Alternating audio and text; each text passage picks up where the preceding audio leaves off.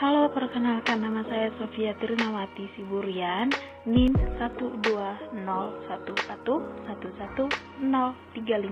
jurusan Pendidikan Guru Sekolah Dasar dari Fakultas Ilmu Pendidikan Universitas Negeri Medan tahun 2020. Jadi, pada video kali ini saya akan menjelaskan tentang tugas proyek saya, tugas proyek filsafat pendidikan dengan dosen pengampu saya Ibu Sri Mustika SPD MPD. Jadi, apa sih sebenarnya filsafat pendidikan itu? Dan aliran-aliran filsafat itu apa aja sih sebenarnya? Jadi, kita akan membahas satu persatu. Yang pertama, pengertian filsafat. Filsafat adalah ilmu pengetahuan yang meliputi kebenaran yang berisi ilmu metafisika, retorika, logika, etika, ekonomi, politik, dan estetika. Tahu artinya itu filsafat keindahan. Dan yang kedua, filsafat pendidikan merupakan ilmu filsafat yang mempelajari hakikat pelaksanaan dan pendidikan. Bahan yang dipelajari meliputi tujuan, latar belakang, cara, hasil, dan hakikat pendidikan. Metode yang digunakan adalah dengan menganalisis secara kritis struktur dan manfaat pendidikan. Slide selanjutnya kita akan bahas tentang aliran-aliran filsafat pendidikan. Aliran filsafat pendidikan ini ada 5. Yang pertama, aliran filsafat idealisme. Aliran ini adalah aliran tertua dan diteguhi oleh Plato.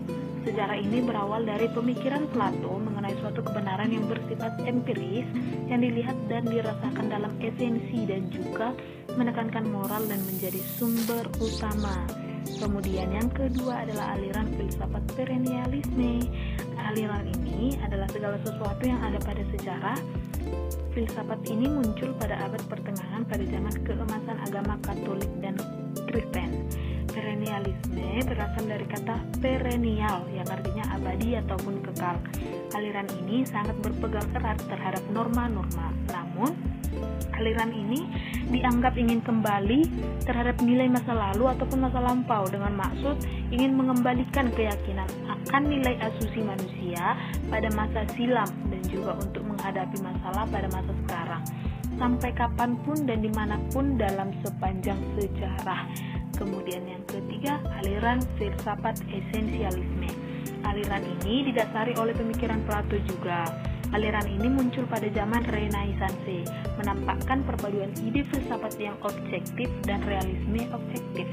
Di sisi lainnya, aliran ini juga ingin kembali terhadap kebudayaan lama, karena kebudayaan lama telah melakukan kebaikan untuk manusia. Aliran esensial ini bertitik tolak dari kebenaran-kebenaran yang telah terbukti berabad-abad lamanya, sedang kebenaran yang lain merupakan kebenaran yang secara kebetulan saja. Esensialisme yang berkembang pada zaman Renaissance mempunyai tujuan yang berbeda dengan progresivisme menganggap pendidikan yang penuh fleksibilitas. Pendidikan serta terbukti untuk perubahan dan juga tidak ada kaitannya dengan doktrin.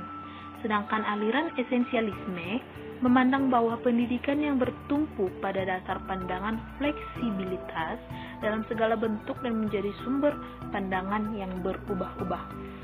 Yang keempat yaitu aliran filsafat progresivisme. Aliran ini adalah suatu aliran yang menginginkan kemajuan-kemajuan secara cepat. Tokoh aliran filsafat ini ialah John Dewey. Bahwasanya kehidupan manusia berkembang terus-menerus dalam suatu arah positif. Sesuatu hal yang dianggap benar sekarang belum tentu benar pada masa yang akan datang. Oleh sebab itu, para peserta didik bukan dipersiapkan untuk menghadapi kehidupan masa kini, melainkan mereka harus disiapkan untuk menghadapi kehidupan di masa yang akan datang. Dan yang terakhir, aliran filsafat yang kelima yaitu aliran filsafat pragmatisme. Aliran ini adalah segala sesuatu yang membuktikan dirinya sebagai sesuatu hal yang benar dengan melihat hasil yang bermanfaat secara praktis.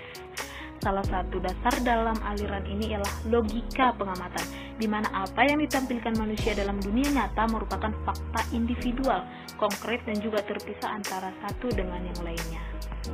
Terus slide yang selanjutnya, pesan-pesan dalam tugas proyek saya, yaitu pesan-pesan pendidikan. Yang pertama ada 3. Yang pertama, pendidikan adalah bekal terbaik untuk perjalanan hidup, itu menurut Aristoteles. Yang kedua, menurut Nelson Mandela, pendidikan adalah senjata paling ampuh yang bisa kamu gunakan untuk mengubah dunia. Chen Ward. Dan yang ketiga, pendidikan adalah paspor ke masa depan, karena besok milik mereka yang mempersiapkannya hari ini. Baik, sekian pemaparan dari tugas proyek filsafat pendidikan saya. Semoga bermanfaat untuk kita semua dan untuk saya juga. Dan selamat siang. Thanks for watching all. Dadah.